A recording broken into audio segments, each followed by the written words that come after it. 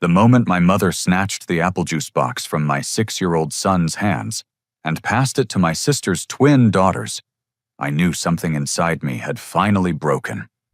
We were sitting in Romano's family restaurant on a sunny Saturday afternoon in suburban Denver, what should have been a pleasant family lunch, turning into something much darker. "Your son can drink tap water," Patricia said, with that sharp tone she reserved for moments when she wanted to remind everyone who was in charge. Tyler just sat there, his small hands folded in his lap, watching as Emma and Sophie grabbed the juice box like vultures. My father Harold leaned forward with his usual cold smile. "He should learn not everything is for him," he added, as if my child needed a lesson in scarcity at a table full of plenty. Tyler didn't cry or protest. He simply stared down at his empty hands while his cousins giggled over their stolen prize. I felt something shift in my chest, a quiet rage that had been building for months, finally reaching its breaking point. I didn't raise my voice or make a scene. I only said one word spoken so softly that only our table could hear it. "All right." That single word carried the weight of 8 months of documented abuse, 8 months of watching my son get treated like a second-class citizen in his own family. The juice box incident wasn't some isolated moment of poor judgment. It was the latest installment in a systematic campaign of favoritism that had been destroying my child's self-worth since my divorce from Madison became final last spring. I remembered sitting in that sterile courthouse back in March, listening to my own parents testify against me during the custody hearing. Harold had stood up in his expensive gray suit and told the judge that I was financially irresponsible and emotionally unstable. Patricia had dabbed her eyes with a tissue while explaining how concerned she was about Tyler's well-being in my care. Their testimony helped Madison win primary custody, leaving me with alternate weekends and Wednesday evening dinners. What they hadn't mentioned to the court was how they'd already decided that Tyler didn't deserve the same treatment as Jessica's daughters. Tyler inherited my quiet nature, the kind of gentle soul who preferred building with blocks to competing on soccer fields. Emma and Sophie, on the other hand, had learned early that demanding attention got results. They were 7 years old and already masters of manipulation, knowing exactly how to work their grandmother's emotions and their grandfather's pride. Jessica had trained them well in the art of getting what they wanted. The pattern started small. During Tyler's first weekend visit after the divorce, I'd brought him to Sunday dinner at my parents' house. Patricia had prepared individual chocolate pudding cups for dessert, but when we sat down, there were only 3. "Oh dear," she'd said with fake concern. "I must have miscounted. Tyler can share with the girls." I'd watched my son's face fall as Emma declared she was too hungry to share, while Sophie giggled and scraped every last bit from her cup. I'd made a mental note that night, the first entry in what would become a detailed journal of discriminatory incidents. Christmas morning had been particularly brutal. Tyler had received a small package containing a plastic toy car from the dollar store, while Emma and Sophie unwrapped matching tablets, designer clothes, and enough toys to stock a small store. "We had to be practical this year," Harold had explained when he saw my expression. "Money's been tight." The lie was so transparent it was insulting. This was the same man who owned 4 rental properties and had just purchased a new Cadillac Escalade. Jessica encouraged every bit of it. She'd moved back home after her own divorce, turning our childhood bedrooms into a luxury suite for herself and the twins. During family gatherings, I'd watch her whisper instructions to her daughters, coaching them to take toys from Tyler or ask for extra portions when food was served. "Take whatever you want from Tyler, sweeties," she'd said just last month during Tyler's birthday celebration. Yes, you read that correctly. During Tyler's birthday party, my sister was teaching her children to steal from the birthday boy. Patricia had forgotten to buy a cake for Tyler's 6th birthday, but had somehow found time to make elaborate princess-themed cupcakes for the twins 3 days later. When I'd confronted her about the obvious slight, she'd claimed it was just a scheduling mix-up. "You're being too sensitive, George," she'd said, using the same dismissive tone she'd perfected during my childhood. Tyler understands that life isn't always fair. But Tyler did understand in the way that children understand everything adults think they're hiding. I'd found his diary last week while cleaning his room, a small notebook, where he'd been writing letters to God, asking why his grandparents didn't love him as much as his cousins. "Dear God, please make me better, so Grandma Patricia will smile at me like she smiles at Emma and Sophie. I promise I'll be really good and not ask for anything ever again." Reading those words had felt like taking a punch to the stomach. Harold's favoritism came with business lessons attached. He'd lecture Tyler about earning what you get while simultaneously handing the girls $20 bills for cleaning their already spotless rooms. "Winners work for their rewards," he'd tell my son, while the twins counted their unearned cash.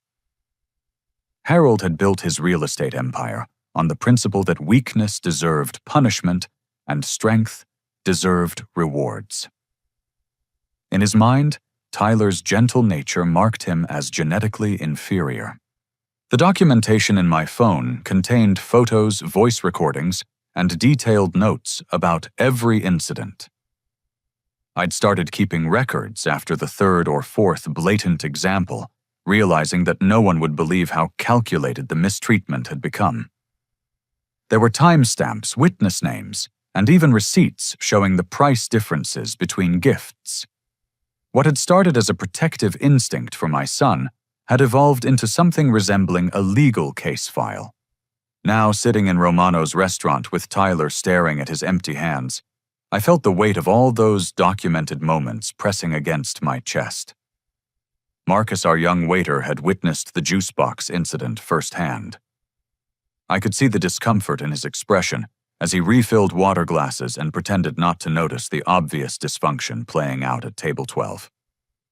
Other families around us were sharing meals and laughter, creating the kind of warm memories that Tyler deserved but rarely experienced. The twins were already demanding more juice, their voices rising in that particular whine that Jessica never bothered to correct. Tyler continued staring at his lap, probably wondering what he'd done wrong this time.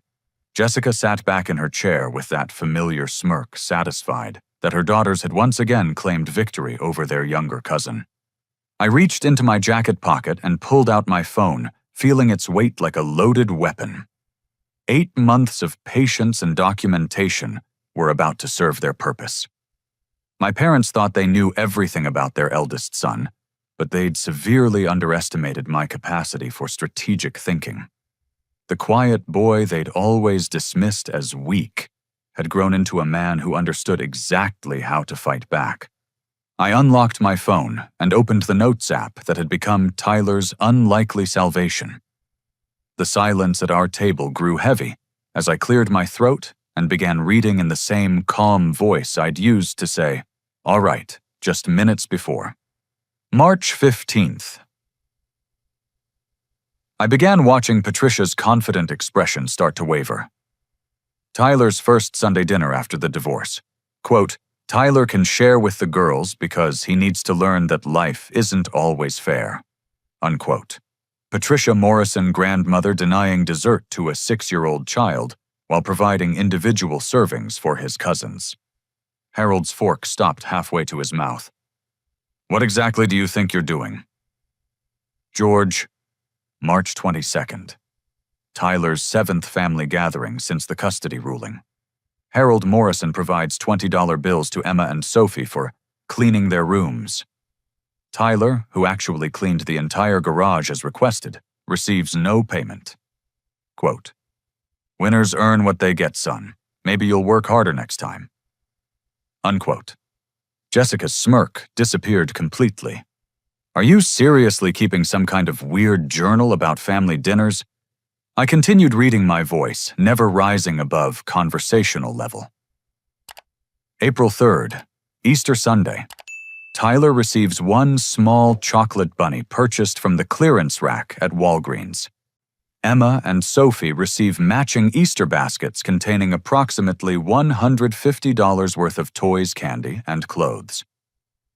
Patricia Morrison's explanation: we had to be practical this year. Note: Harold Morrison purchased a new Cadillac Escalade the following Tuesday for $48,000. The color drained from Patricia's face as she realized the extent of my record-keeping. Around us, other diners were beginning to glance in our direction, sensing tension, but not yet understanding its source.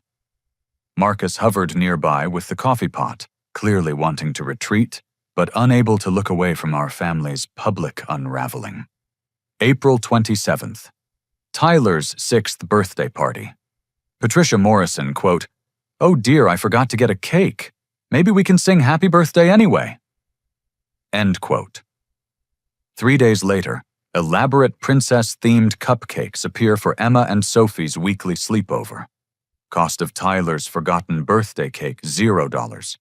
Cost of princess cupcakes, $43, including receipt photographed and saved. Tyler looked up at me with confusion and something that might have been hope. This was the first time anyone had acknowledged what he'd been experiencing, the first time an adult had noticed that his treatment wasn't normal or acceptable. I scrolled to the next entry, my finger steady despite the rage building in my chest. May 10th, Mother's Day dinner.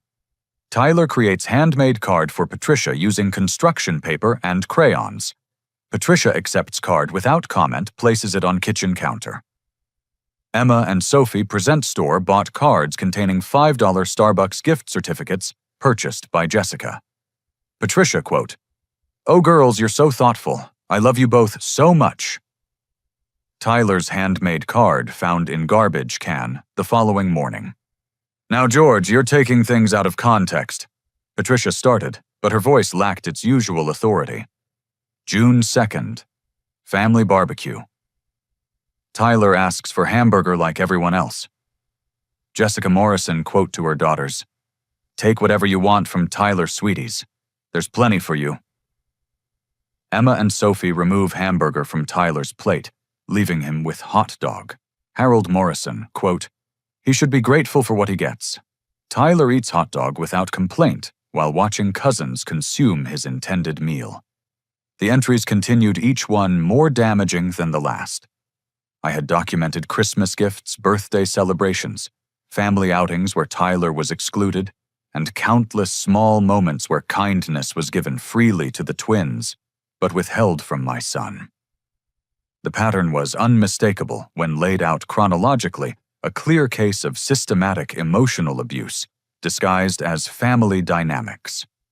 June 15th. Tyler's Little League game.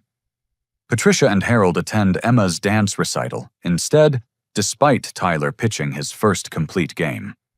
Quote from Patricia via phone call, "Baseball is just a phase.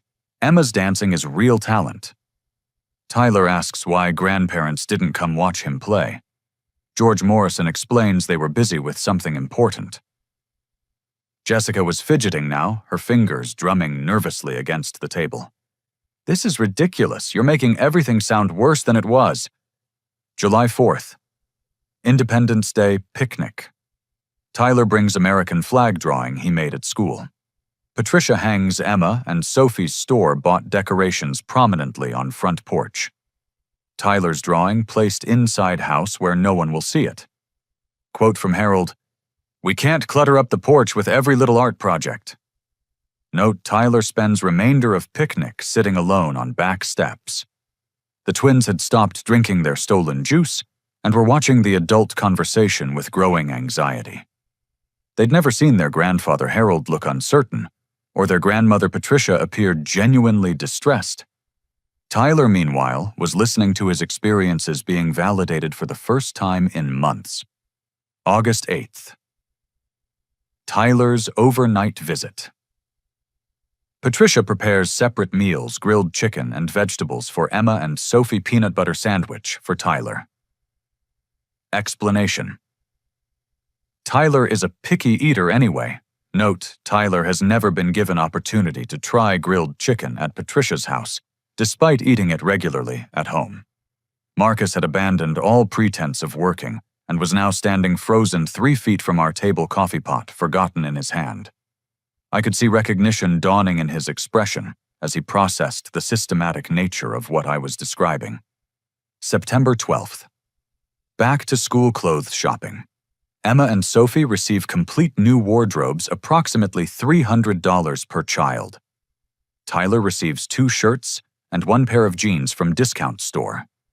Patricia Morrison, quote, "Children need to learn the value of money. Note, Emma and Sophie express no gratitude and immediately demand additional purchases." October 31st, Halloween costume party. Tyler requests superhero costume like previous year. Told family budget cannot accommodate costume purchase. Emma and Sophie receive matching princess costumes costing $60 each. Tyler wears homemade ghost costume created from bedsheet. Harold Morrison, quote, "Maybe next year Tyler will earn a real costume." I looked up from my phone for the first time since beginning my recitation. Patricia was dabbing her eyes with a napkin, but these weren't tears of remorse. They were tears of panic from someone watching their carefully constructed world collapse in real time. November 26th. Thanksgiving dinner. Tyler volunteers to help with dishes, spends hour cleaning kitchen. Emma and Sophie watch television, refuse to help with any cleanup. Patricia provides leftover turkey and dessert for Emma and Sophie to take home. Tyler receives nothing. Quote, "The girls have been such good helpers this week." Note, Emma and Sophie have spent entire week at friends' houses.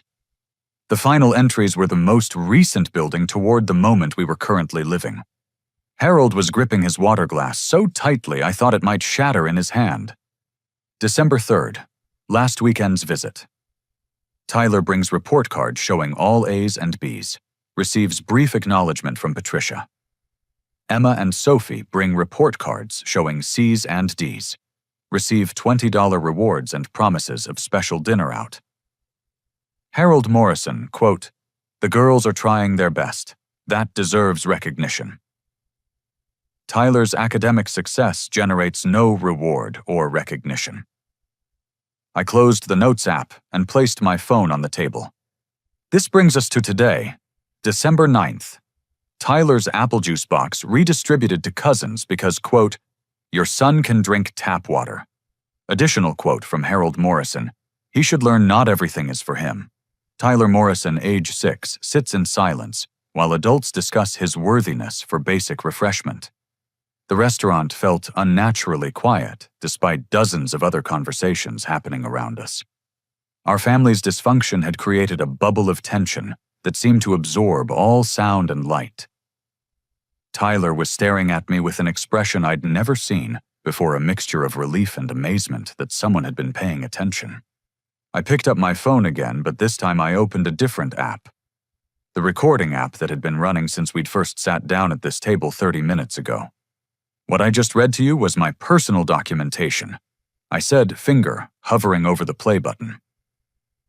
But I think you should hear today's conversation from a different perspective. Patricia's face went completely white as she realized what was about to happen. "George, you can't possibly have been recording us without permission." Actually, Colorado is a one-party consent state. I replied, pressing play. I only need my own permission to record conversations I'm participating in. The audio was crystal clear. My phone had been positioned perfectly to capture every word spoken at our table. Patricia's voice emerged from the speaker, sharp and cruel, in a way that seemed even worse when played back. "Your son can drink tap water. He needs to understand that not everything is handed to him on a silver platter." Harold's voice followed, dismissive and cold. "He should learn not everything is for him. Maybe some disappointment will toughen him up." Jessica's encouragement to her daughters was caught perfectly. "That's right, girls, you drink that juice. Tyler doesn't mind sharing. Do you, Tyler?" But the most damaging part of the recording was what came next. Tyler's small voice, barely audible but unmistakably heartbroken. "I was really thirsty. Patricia had responded with vicious satisfaction. Then you can drink water like poor children do. Maybe this will teach you not to expect special treatment. The recording continued capturing Harold's lecture about weakness and entitlement, Jessica's coaching of her daughters to take Tyler's breadsticks, and Patricia's comment that Tyler needed to learn his place in the family hierarchy. 3 minutes of audio that painted a portrait of systematic emotional abuse that would horrify any reasonable person. When the recording ended, I looked around our table at faces frozen in various stages of panic and disbelief. That recording has already been automatically uploaded to 3 cloud storage services, I said calmly. Copies have been sent to my attorney, my ex-wife Madison, and David Chen, Jessica's ex-husband. Jessica nearly knocked over her water glass. You sent recordings to David George. You have no idea what you've just done. Actually, I know exactly what I've done. David has been fighting for custody of Emma and Sophie for 6 months. He's been arguing that their mother and grandparents create a toxic environment that damages children's emotional development. This recording, combined with my 8 months of documentation, provides the evidence he needed to prove his case. Harold found his voice, though it came out as more of a croak. Those recordings won't hold up in court. They were taken without our knowledge. Colorado law disagrees with you. But more importantly, court proceedings aren't the only place where recordings matter. I've also sent copies to Channel 7 News, The Denver Post, and that family advocacy blogger who has been covering custody cases involving parental alienation. The implications were sinking in around the table like water through a broken dam. Patricia's social standing in her church community, Harold's business reputation, Jessica's own custody case. All of it was about to be exposed to public scrutiny. You see, I continued, I've learned something important about fighting people who have more money and social connections than I do. You don't attack them directly. You document their behavior and let them destroy themselves. Marcus appeared at my shoulder, his face a mixture of professional concern and personal outrage. Sir, is everything all right over here? Some of our other guests have expressed concern about the conversation at this table. Everything is fine, Marcus. We're just having a family discussion about values and consequences. But I appreciate your concern for Tyler's well-being. It's refreshing to encounter an adult who notices when children are being mistreated. I turned back to my family, all of whom were now staring at their phones, as they realized the full scope of what I'd unleashed. The recording you just heard is already making its way through several legal channels. David's attorney filed an emergency motion this morning requesting immediate custody review based on evidence of emotional abuse in Jessica's household. This morning, Jessica's voice was barely a whisper. I've been planning this conversation for weeks. The juice box incident was just the trigger. I was waiting for the final piece of evidence that would demonstrate the ongoing pattern of discriminatory treatment. Tyler deserves better than what this family has given him, and I've spent months building a case to prove it. Patricia was crying now, but these weren't tears of remorse. They were tears of someone watching their carefully constructed world fall apart in real time. George, please, we can fix this. We can treat Tyler better. You don't need to destroy the entire family over a misunderstanding. 8 months of documented psychological abuse isn't a misunderstanding. It's a choice that each of you made repeatedly despite knowing how much it was hurting a 6-year-old child. Harold tried one last desperate gambit. What do you want? George, money, I can write you a check right now.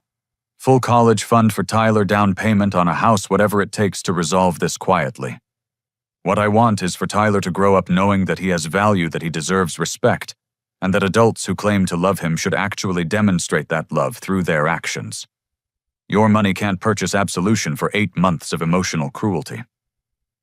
Tyler was watching this entire exchange with wide eyes, beginning to understand that something fundamental was changing in his relationship with his extended family.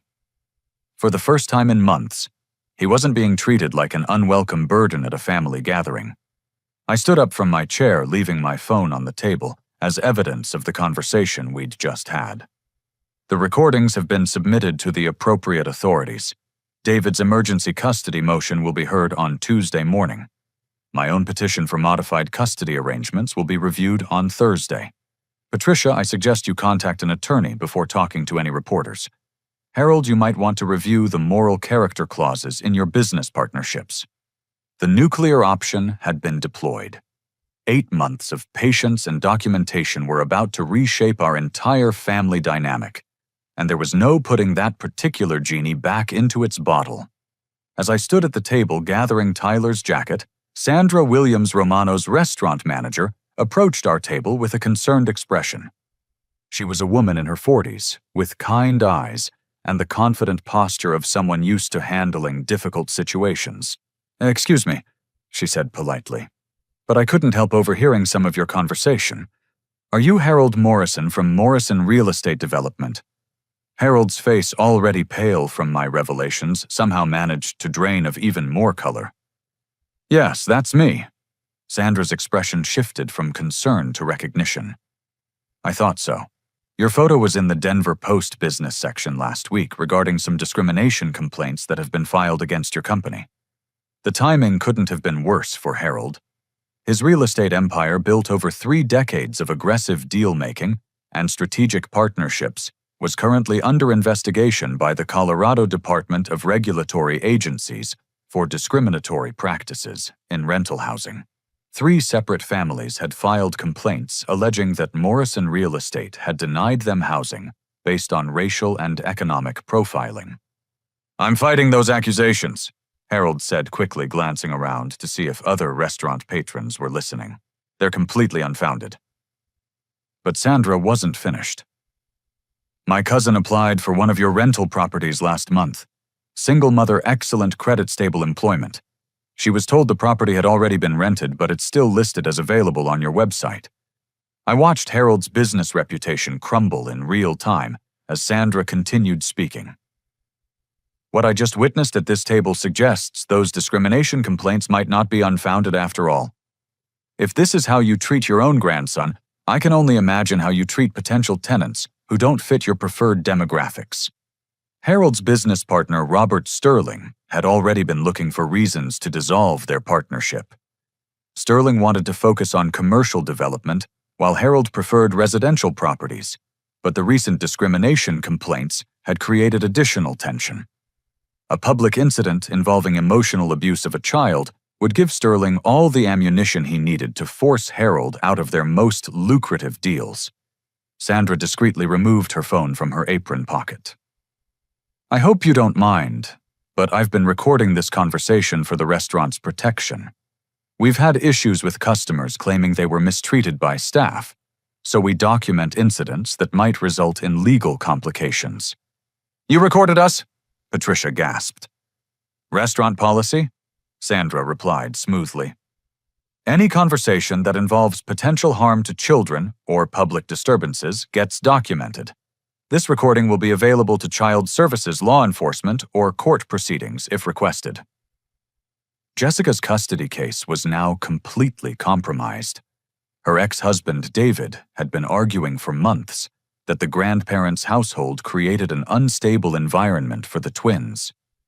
This incident would provide concrete evidence supporting his claims, especially combined with the professional testimony from Harold's business discrimination cases. I had already contacted 3 local news stations that morning, knowing that family custody stories with prominent business figures often attracted media attention. Channel 7 News had a regular segment about parental rights and child welfare issues. The Denver Post's family advocacy columnist had written extensively about emotional abuse in custody situations. Both outlets would be very interested in a story that combined business ethics with child psychology. Speaking of media attention, I said to Harold, "You might want to check your voicemail. I believe several reporters have been trying to reach you since this morning." Harold fumbled for his phone, his hands shaking as he scrolled through missed calls. 3 messages from Channel 7, 2 from the Denver Post, and 1 from a family advocacy blogger whose articles about custody cases had gained national attention. Patricia's standing in her church community was about to face similar scrutiny. Bethel Community Church took pride in its family values programming and child protection policies. Patricia served on the church board and led the Children's Ministry Volunteer Program, learning that she had been systematically mistreating her own grandson would create a scandal that would reverberate through the entire congregation.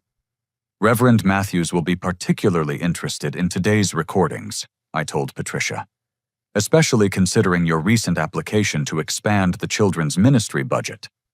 The church board tends to take a dim view of leaders who demonstrate patterns of child emotional abuse. Tyler was beginning to understand that the adults around him were experiencing consequences for their behavior toward him. For 8 months, he had internalized their treatment as evidence of his own inadequacy. Now he was watching them face accountability for choices that had nothing to do with his worth as a person.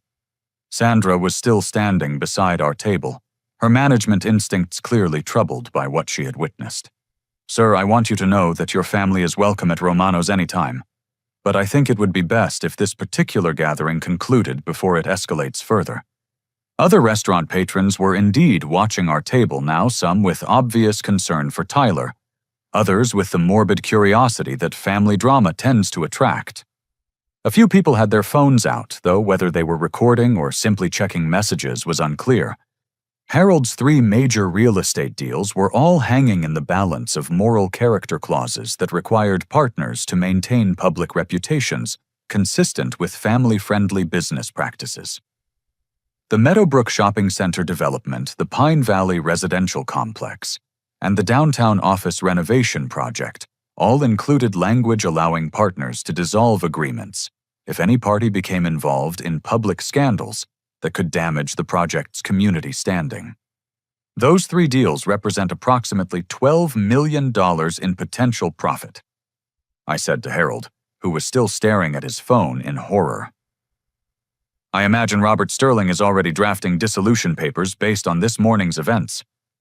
Jessica's phone buzzed with an incoming call from David's attorney. The emergency custody motion was already in motion, accelerated by the evidence I'd provided that morning. Emma and Sophie would likely be removed from Jessica's custody within 72 hours, pending a full investigation into the household dynamics. Patricia was frantically texting someone, probably trying to reach her church friends, before news of the incident spread through their social networks. But the recordings I'd shared that morning had already reached several key members of Bethel Community Church's Leadership Council. "Tyler," I said, kneeling down to his eye level, "would you like to go home now?" He nodded solemnly, his small hand reaching for mine with more confidence than I'd seen from him in months. For the first time since the divorce, Tyler was experiencing adults taking his well-being seriously and holding other adults accountable for treating him with respect. Sandra walked us toward the restaurant exit, her expression warm with approval. "You did the right thing," she told me quietly. "That child deserves so much better than what I witnessed today." Behind us, Harold was fielding frantic phone calls from his business associates. Jessica was arguing with David's attorney about visitation schedules. Patricia was sobbing into her napkin while scrolling through text messages from concerned church members. The domino effect had begun, and there was no stopping the cascade of consequences that would reshape our family dynamics forever. As Tyler and I reached the restaurant's front entrance, the glass doors opened to reveal an unexpected figure. Frank Morrison, Tyler's maternal grandfather, and my ex-wife's father. Frank was a distinguished man in his 70s, with silver hair and the bearing of someone who had spent his career in law enforcement before transitioning to private investigation work. "George," Frank said with a slight nod, then knelt down to Tyler's level. "Hello there, grandson." I was confused by his presence until I realized the terrible irony. "Patricia called you, didn't she? She thought you'd help her control the situation." Frank's expression was grim as he stood back up. "She called me 20 minutes ago crying about how you were having some kind of breakdown and attacking the family. She wanted me to come talk sense into you." He paused, looking back toward our table where the drama was still unfolding. "But I've been sitting in my car in the parking lot for the last 15 minutes, listening to something much more interesting." He pulled out a small digital recorder the kind that private investigators use for documenting evidence. See, Patricia has been calling me regularly since your divorce, usually to complain about your parenting or to share gossip about your personal life. What she didn't know was that I've been recording every single one of those conversations. The implications hit me like a freight train. What exactly has she been telling you?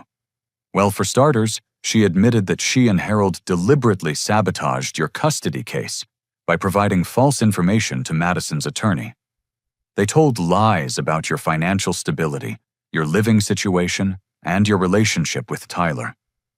They painted you as an unfit father because they wanted to control the narrative around your divorce.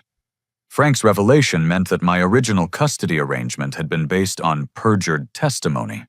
If Patricia and Harold had lied under oath during the divorce proceedings, it would invalidate the entire custody ruling and open them up to criminal charges for perjury. There's more. Frank continued, his voice growing colder. Patricia bragged about how they were teaching Tyler his place in the family hierarchy. She described the Christmas gift situation in detail, laughing about how Tyler's face looked when he saw what the twins received compared to his dollar store toy. Tyler was listening to this conversation with growing amazement. For months, he had believed that his grandparents' treatment reflected his own inadequacy. Learning that their cruelty was calculated and deliberate was somehow both devastating and liberating. Most damaging of all. Frank said, Patricia admitted that she and Harold have been coaching Jessica on how to manipulate the twins' custody situation. They've been teaching Emma and Sophie to lie about their father David, claiming he's mean to them, when he's actually the most stable adult in their lives. Jessica's custody case wasn't just compromised. It was built on a foundation of manufactured evidence and coached testimony from 7-year-old children. David's attorney would have grounds for criminal charges against all 3 adults involved in the conspiracy. I brought my attorney with me today. Frank continued gesturing toward a man in a dark suit waiting by a silver sedan. Robert Chen specializes in family law and criminal fraud cases. He's been reviewing the recordings while I came inside to assess the situation. The timing was perfect and terrible. Harold's business empire was already under investigation for discrimination. Jessica's custody case was unraveling due to evidence of emotional abuse. Patricia's social standing was about to collapse when her church community learned about her treatment of Tyler. Now they were all facing potential criminal charges for perjury and conspiracy. Frank knelt down to Tyler again, his voice gentle but clear. Tyler, I want you to know that your father is a good man who loves you very much. The way your other grandparents have been treating you is wrong, and we're going to make sure it stops. I felt overwhelming gratitude toward this man who barely knew me, but was willing to fight for his grandson's well-being. Frank, why are you doing this? You could have just stayed out of our family drama. Because Madison called me last night, he replied. She's been feeling guilty about the custody arrangement since she learned how badly Tyler was being treated. She wants to modify the custody agreement in your favor, but she needed evidence that the original ruling was based on false information. This was the revelation I'd been hoping for, but never dared to expect. Madison had witnessed Tyler's declining emotional state during his visits to her house. She'd noticed his increased anxiety, his reluctance to talk about time with his paternal grandparents, and his growing belief that he wasn't worthy of love or attention. She's been documenting the psychological impact on Tyler for the past 2 months. Frank continued. Regression in potty training nightmares, social withdrawal at school. Her pediatrician confirmed that these symptoms are consistent with ongoing emotional trauma. Harold's business license complaints were gaining momentum as word spread through Denver's tight-knit real estate community. Robert Sterling had indeed filed dissolution papers that morning, citing reputational concerns and moral character issues. The Meadowbrook Shopping Center project was already seeking new development partners. Patricia's church community was learning about the situation through an informal network of concerned members who had received my morning calls. Bethel Community Church's Leadership Council was planning an emergency meeting to discuss Patricia's continued involvement in children's ministry programs. Jessica was discovering that her ex-husband, David, had been building his own case for months, documenting every instance where the twins returned home with stories about drinking expensive juice while Tyler was given water, or receiving special treats while their cousin was excluded from family activities. "There's something else," Frank said, his expression growing even more serious. Robert Chen discovered that Harold has been under investigation by the FBI for potential housing discrimination violations. Federal investigators have been monitoring his business practices as part of a larger investigation into systemic discrimination in Denver's rental housing market. A federal investigation meant that Harold's business problems extended far beyond state regulatory issues. The FBI's involvement suggested violations of federal fair housing laws, which carried criminal penalties, including potential prison time. Tyler tugged on my jacket, looking up at me with an expression I hadn't seen in months. Hope. "Daddy, does this mean I don't have to visit Grandma Patricia and Grandpa Harold anymore?" "That's exactly what it means, buddy. You're going to be safe and loved, and you're never going to be treated like that again." Frank's attorney was approaching the restaurant entrance, briefcase in hand, and expression all business. "George Robert Chen would like to speak with you about filing criminal charges for perjury conspiracy and child emotional abuse. He believes we have enough evidence to proceed immediately." Behind us, through the restaurant windows, I could see Harold frantically trying to manage multiple phone calls, while Jessica argued with someone on her own device. Patricia sat alone at the table, staring at her hands, and probably realizing that 20 years of carefully maintained social standing was about to evaporate overnight. "The most important thing," Frank said, putting his hand on Tyler's shoulder, "is that this little boy is going to grow up knowing he's loved and valued. Madison wants to establish a new custody arrangement where you have primary custody and she has supportive visitation. We want to create a real family for Tyler, one where he's treasured instead of tolerated." Tyler smiled for the first time that day, a genuine expression of relief and happiness that reminded me why every moment of the past 8 months had been worth enduring. As we stood in the restaurant lobby discussing legal strategies with Frank's attorney, Marcus appeared beside us with an apologetic expression. "Excuse me, sir, but I need to speak with you about something important." I turned to face the young waiter who had witnessed Tyler's humiliation just an hour earlier. "What can I do for you, Marcus?" "Well, this is a little awkward, but I'm not actually a waiter," Marcus said, glancing around nervously. "I mean, I am working here today, but that's not my regular job. I'm a family court investigator for Jefferson County. I was having lunch with my own family when your situation started unfolding." The revelation hit like a lightning bolt. Marcus wasn't just a random witness to our family's dysfunction. He was a court-appointed professional whose job involved assessing family dynamics and child welfare situations. "I've been a court investigator for 6 years," Marcus continued. "Part of my training involves recognizing signs of emotional abuse and documenting incidents that might require intervention. What I witnessed at your table represents clear evidence of systematic psychological mistreatment of a minor child." Frank's attorney immediately understood the implications. "As a court investigator, your professional observations would carry significant weight in any custody or child welfare proceeding." "Exactly. I'm legally obligated to file a report about what I observed today. The discriminatory treatment, the deliberate withholding of refreshments, the public humiliation of a 6-year-old child, and the adult's dismissive attitudes toward the child's emotional well-being all constitute reportable incidents." Tyler was staring up at Marcus with a mixture of confusion and curiosity. "Are you a policeman?" "Something like that, buddy. I work for the court system to help make sure children are safe and happy with their families." Marcus's professional report would fast-track every legal proceeding already in motion. His documentation would accelerate George's custody modification, Jessica's custody evaluation, and any potential criminal charges against the grandparents. There's something else, Marcus said, looking directly at me. During my 6 years as a court investigator, I've seen hundreds of family disputes and custody situations. What you did today, documenting months of mistreatment and then confronting it systematically, was exactly the right approach. Most parents either ignore ongoing abuse or react emotionally in ways that actually harm their case. Frank was nodding approvingly. George showed remarkable restraint and strategic thinking.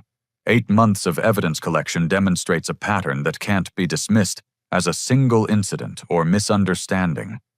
Marcus's own children, a boy and girl around Tyler's age, had been sitting at a nearby table during our confrontation.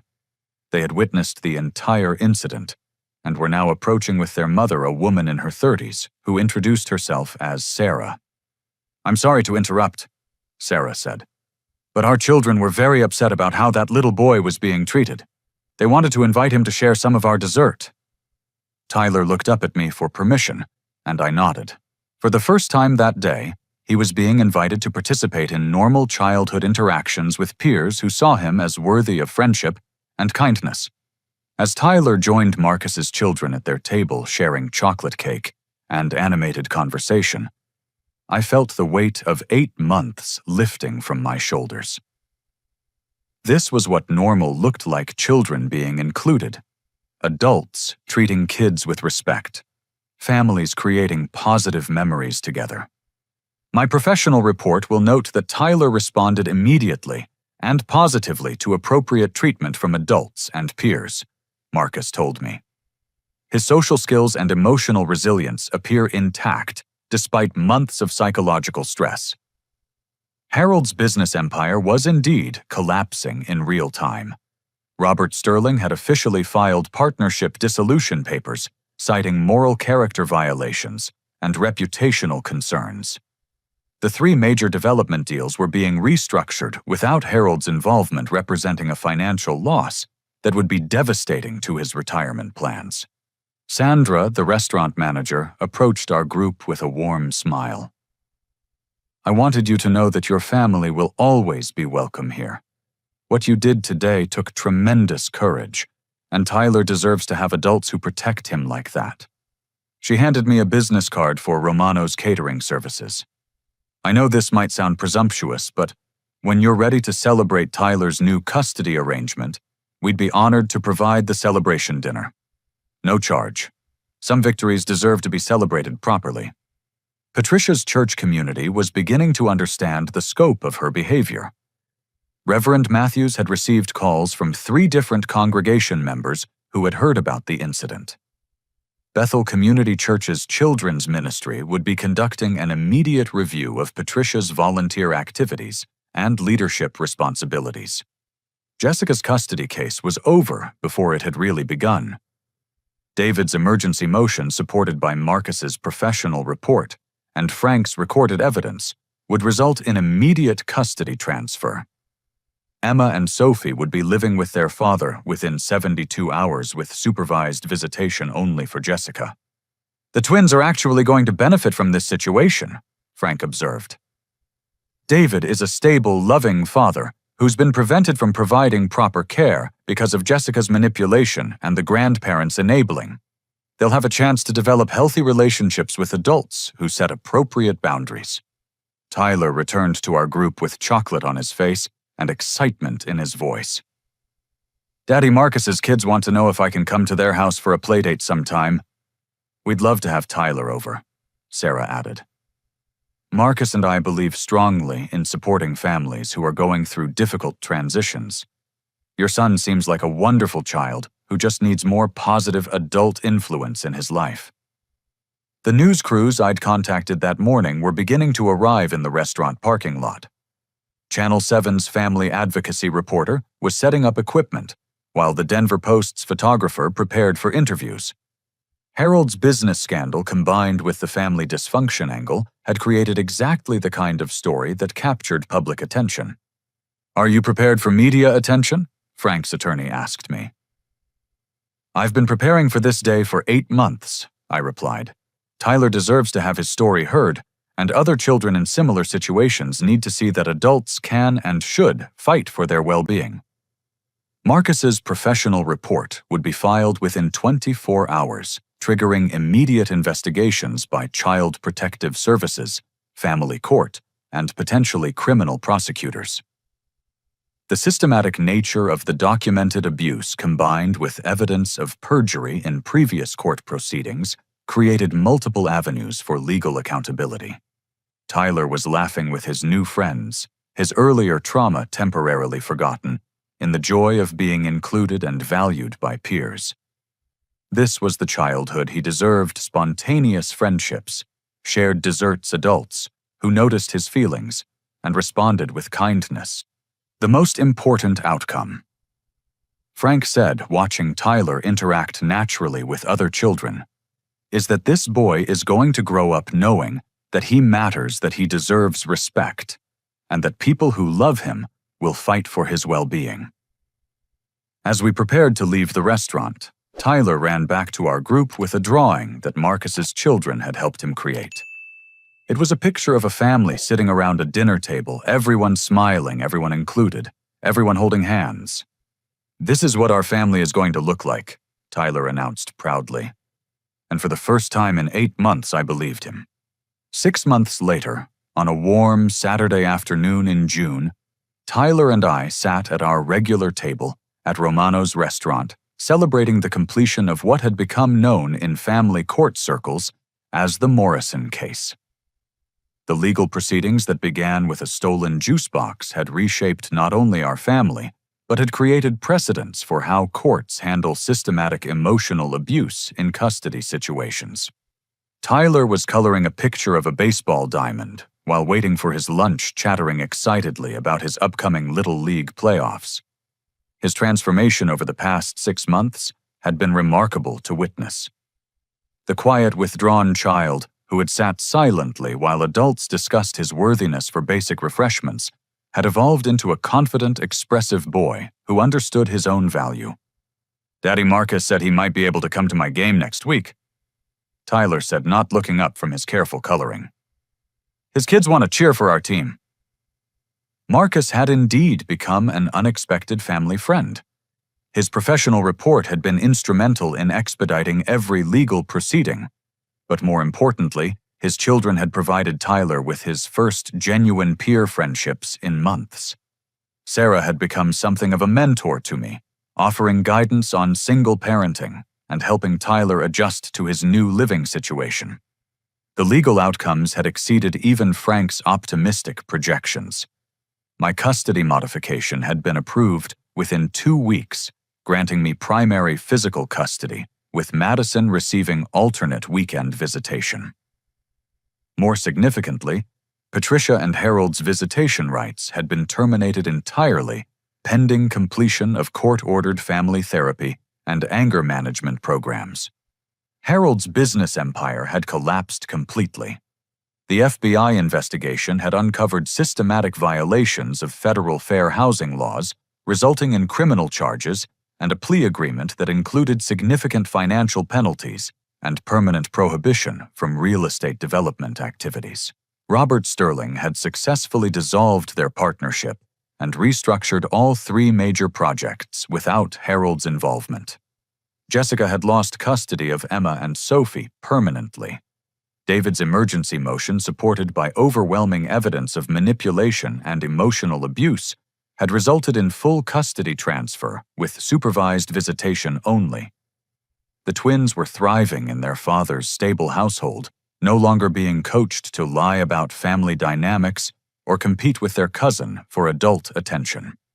Patricia's fall from social grace had been swift and comprehensive.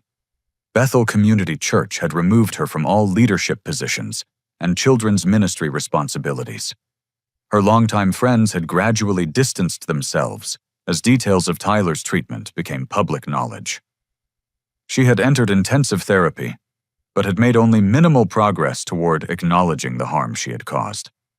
"Frank is coming to dinner tomorrow night," Tyler announced, adding green grass around his baseball diamond drawing.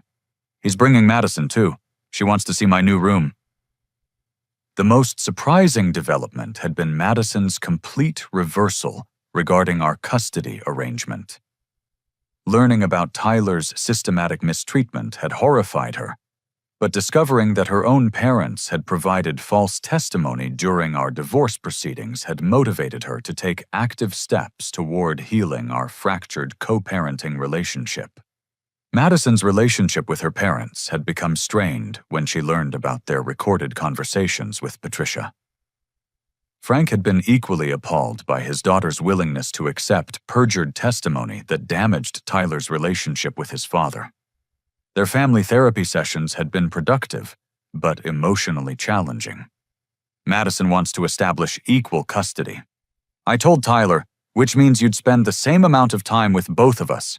How do you feel about that? Tyler considered the question seriously, his crayon hovering over the paper. I think that sounds fair. Madison is nicer to me now, and she doesn't let anyone take my juice boxes. Sandra approached our table with Tyler's favorite grilled cheese sandwich and my usual salad. Over the past 6 months, she had become something of a surrogate grandmother figure, always remembering Tyler's preferences and asking about his school activities. How's the little baseball star doing today? She asked, ruffling Tyler's hair affectionately. I'm batting 312, Tyler announced proudly. That's really good for someone my age. Sandra had been true to her word about celebrating our legal victories.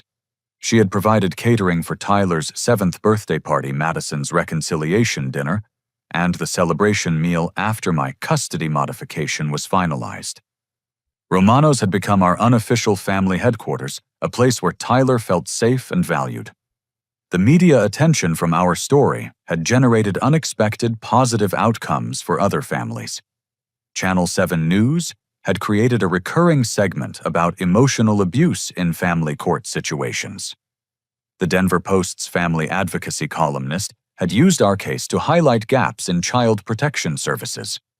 Most importantly, 3 other families had contacted my attorney with similar situations, involving systematic discrimination against children during custody disputes. There's something I want to show you, Tyler said, pulling a folded paper from his pocket. It was a letter he had written at school during a creative writing assignment about heroes. My daddy is my hero because he protected me when other grown-ups were being mean to me. He wrote down all the bad things that happened so people would believe him. He didn't yell or get angry. He just made sure everyone knew the truth. Now I live with him most of the time, and nobody takes my juice boxes anymore. I learned that kids deserve to be treated nice, and that good daddies fight for their children. When I grow up, I want to protect kids like my daddy protected me. Reading Tyler's words brought tears to my eyes, not from sadness, but from overwhelming pride in his resilience and emotional growth. This child had endured months of systematic psychological abuse, but had emerged with his capacity for trust and love intact. Marcus appeared at our table with his own family, stopping by for their weekly lunch. His children immediately gravitated toward Tyler, planning their next playdate and discussing summer camp activities. Sarah hugged me warmly, as had become her custom whenever we encountered each other. Tyler's doing so well, she observed, watching him interact confidently with her children. 6 months ago, he was withdrawn and anxious. Now look at him organizing group activities and expressing his opinions clearly. The most profound change had been Tyler's relationship with his own emotions. He no longer apologized for having preferences or needs. He asked for help when he needed it, expressed joy without restraint, and had learned to recognize when adults were treating him inappropriately. I've been thinking about something, Tyler said as we finished our lunch. Maybe someday Patricia and Harold will learn how to be nice to kids, and then we could see them again. But only if they promise to be kind. His willingness to consider forgiveness balanced with clear boundaries about acceptable treatment demonstrated emotional maturity that impressed every adult in his life. Tyler had learned that love without respect wasn't really love at all, but he hadn't lost his capacity for hope and second chances. As we prepared to leave the restaurant, Tyler carefully placed his baseball diamond drawing in his backpack, alongside several others he'd created over recent weeks. His artwork had evolved from dark, isolated figures to bright, inclusive scenes featuring families and friends engaged in happy activities together. Frank's investigation had revealed additional evidence of Harold and Patricia's manipulation, extending beyond their treatment of Tyler. They had been systematically undermining relationships between Jessica and David for years, coaching the twins to fear and resent their father. Their interference had damaged multiple family relationships and traumatized several children.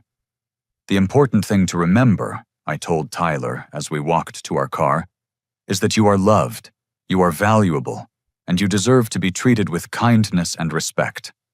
What happened before wasn't your fault, and it will never happen again. Tyler nodded solemnly, then brightened. And if anyone ever tries to take someone else's juice box, I'll tell them that's not okay. That afternoon, as Tyler played in our backyard with the neighborhood children who had become his close friends, I reflected on the journey that had brought us to this place of peace and security. 8 months of documentation, 1 moment of courage, and the support of unexpected allies had transformed our lives completely. The phone rang, and I answered to find Frank on the line with updates about the continuing legal proceedings. Harold had agreed to plead guilty to federal housing discrimination charges, accepting a 5-year probation sentence and permanent prohibition from real estate development. Patricia had made progress in therapy and was requesting supervised visitation with Tyler, pending psychological evaluation and family therapy completion. "What do you think about Patricia's request?" Frank asked. "I think Tyler should make that decision when he's ready, if he's ever ready. Right now, he's focused on building healthy relationships with people who treat him well." Tyler's story had become something of a landmark case in family court circles, demonstrating the importance of systematic documentation in emotional abuse situations and highlighting the need for better protection of children during custody disputes.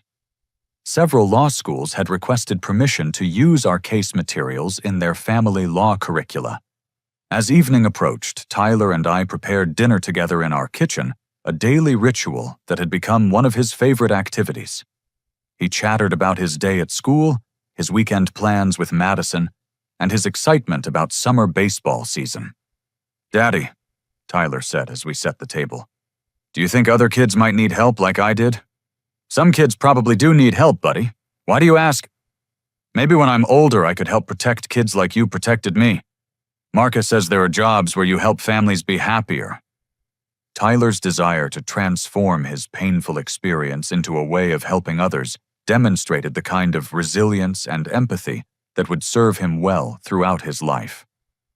He had learned that surviving difficult experiences could create strength and wisdom that benefits not only ourselves, but the people around us. That night, as I tucked Tyler into his bed, surrounded by drawings of happy families and baseball trophies, he looked up at me with the bright, confident expression that had replaced his earlier anxiety and withdrawal. "Thank you for fighting for me, Daddy. Thank you for being brave enough to let me fight for you, buddy." As Tyler drifted off to sleep, I sat in his doorway reflecting on the profound truth we had both learned over the past 6 months. Children deserve protection. Adults have the responsibility to provide it. And love without respect is just another form of manipulation. Most importantly, we had discovered that courage documentation and strategic action could overcome even systematic emotional abuse when deployed with patience and determination. Tyler's childhood would be different now, filled with adults who valued his thoughts and feelings, friends who included him naturally in their activities, and family members who demonstrated their love through consistent, respectful treatment.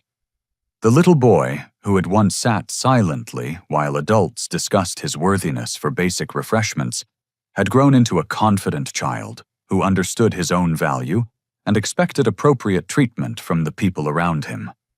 The juice box that started our journey toward justice had taught us both that small moments of cruelty, when properly documented and courageously confronted, could be transformed into powerful catalysts for positive change.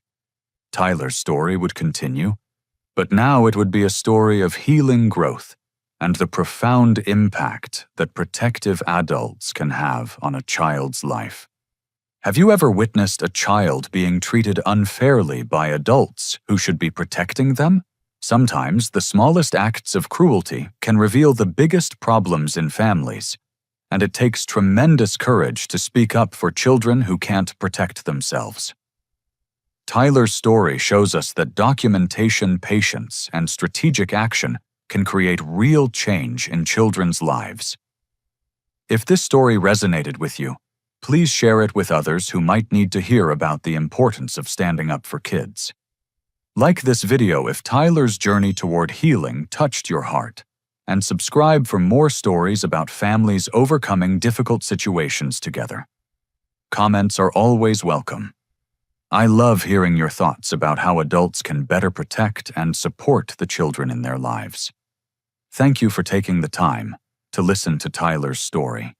And remember that every child deserves to be treated with dignity, respect, and unconditional love.